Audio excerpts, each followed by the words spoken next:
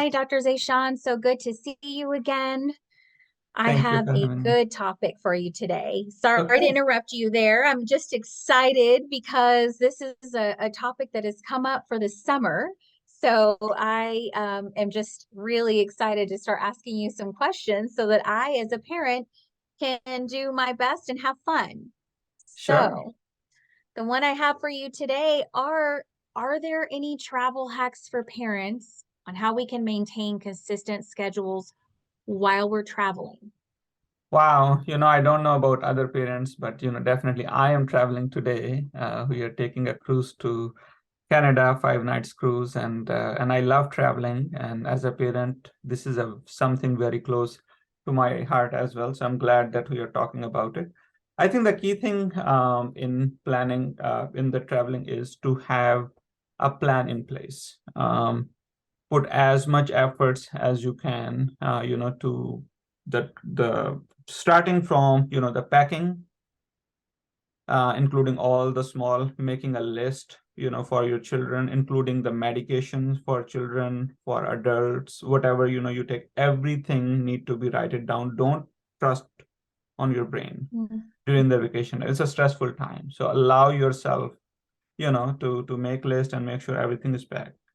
And the second thing is, while you're planning, have your children be part of the planning. But I have seen many times the most of the planning that are happening with kids are go to sleep. And parents feel more focused, more relaxed.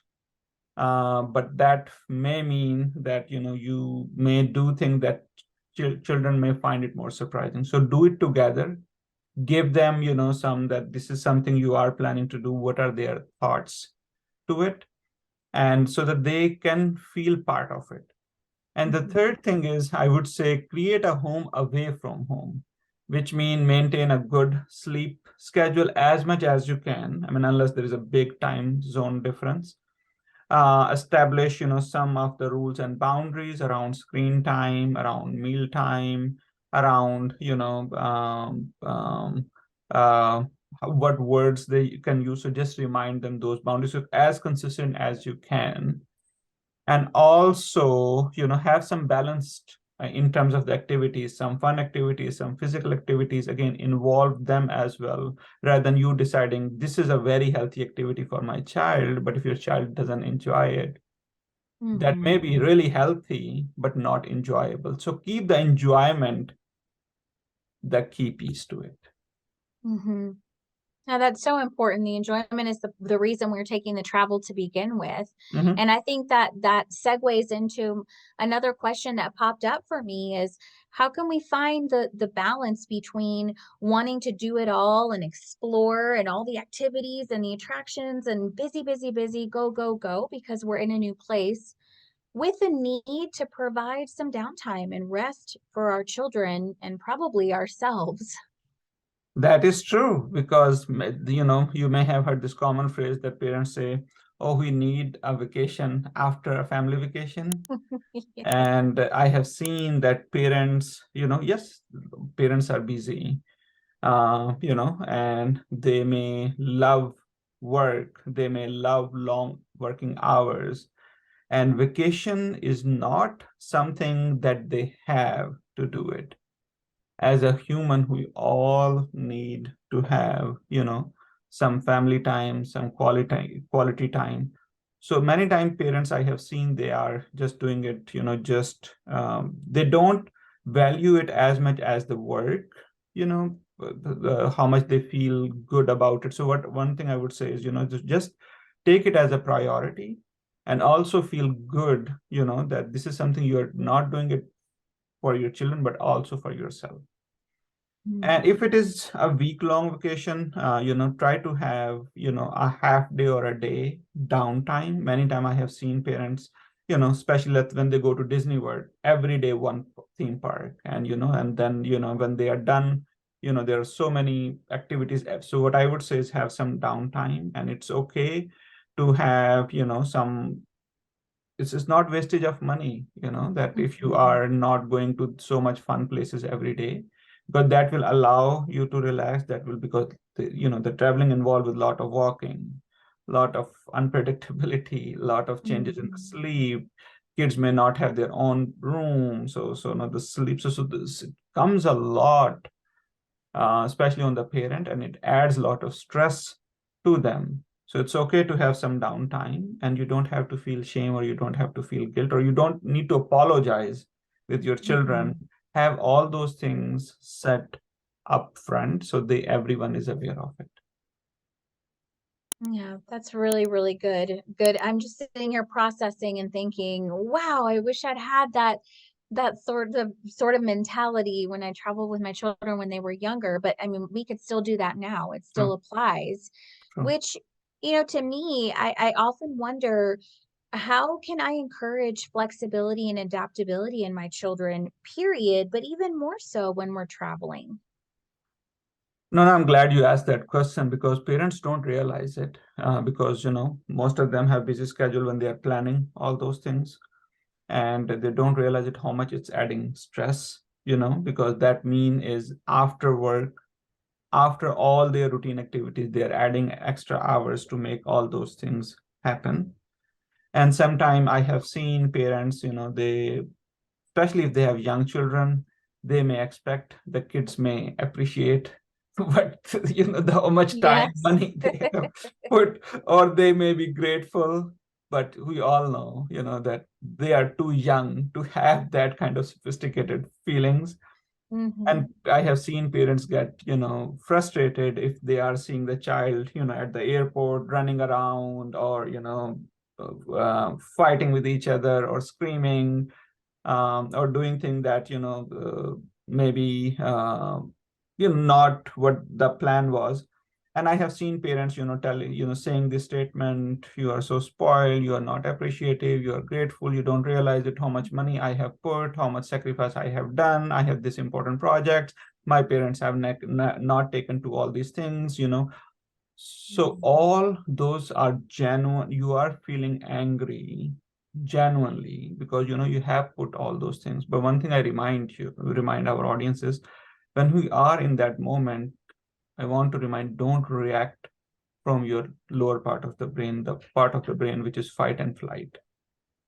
So Mhm. if you find yourself, listen to your gut feeling. If you feel like you those thoughts are coming, don't feel shame or guilt. Just accept those thoughts. Yes, whatever they are doing is making me angry, but the more I stay calm, the better I can help my child. And then tell, the validate your child. You seem frustrated, you seem angry, you seem sad, you seem not listening what we are doing, how I can help you, how we can work together to make it more enjoyable.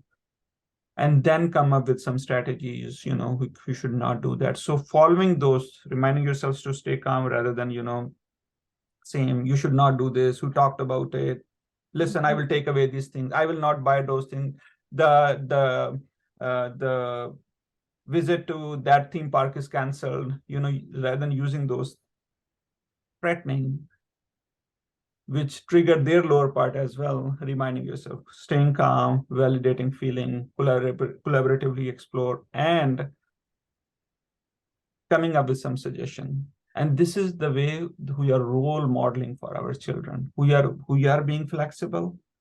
Mhm. And when our children see that I can see mommy or daddy is angry, irritable, but they are not yelling, they are not screaming, they are not telling how bad we are, but they are trying to help. They are trying to accommodate the best that will help them to listen to us, to feel more connected, Mhm. and to have this more enjoyable, and to display some of the flexibility as much as they can based on their age. That really makes so much sense to me now, and as you were speaking, I felt calmer, and so I even wonder, if I put myself in the place of my child, I would want for someone to say, "You seem angry," like, the way that you were approaching it. So it's almost like I feel like we could also talk to ourselves while we're talking to our kids. We're validating that for ourselves as well. So that is such just wonderful, wonderful advice. I really, really can appreciate that one. Yeah, definitely. This next one is a bit of a hot topic. I know for me, so I'm just genuinely curious as to what your feedback is on this, but are there any tips for managing screen time and other entertainment while we're traveling to ensure that there's an actual balance between using technology and having fun while we're traveling? Yeah, I have a little bit different approach on to it, which I feel screens are not bad at all. It becomes bad and toxic with screens are the only way the children are, feeling soothed or feeling happy and feeling enjoyment. And the lot of children, they are out of school.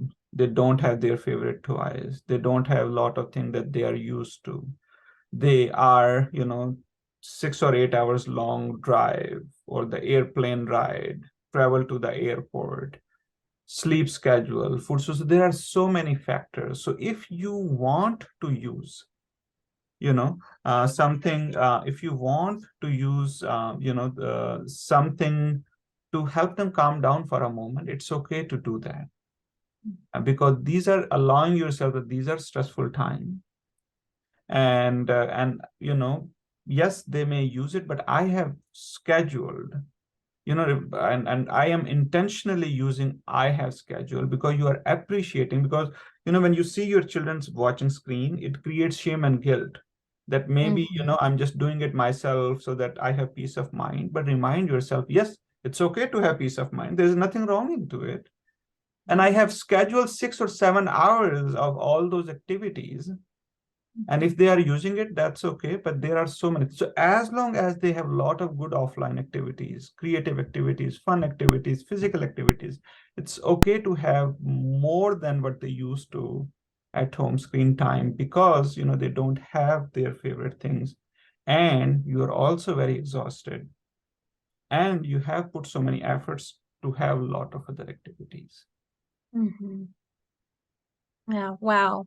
This has been such a great topic to discuss, and I'm sure that a million other questions will come up to my mind at some point, so it might be something that we can continue on having the conversation, because it's such great information that you've shared. So thank you so much for your time, and just for everything that you have taken the time to share with us today. Definitely. Thank you for having me. Bye.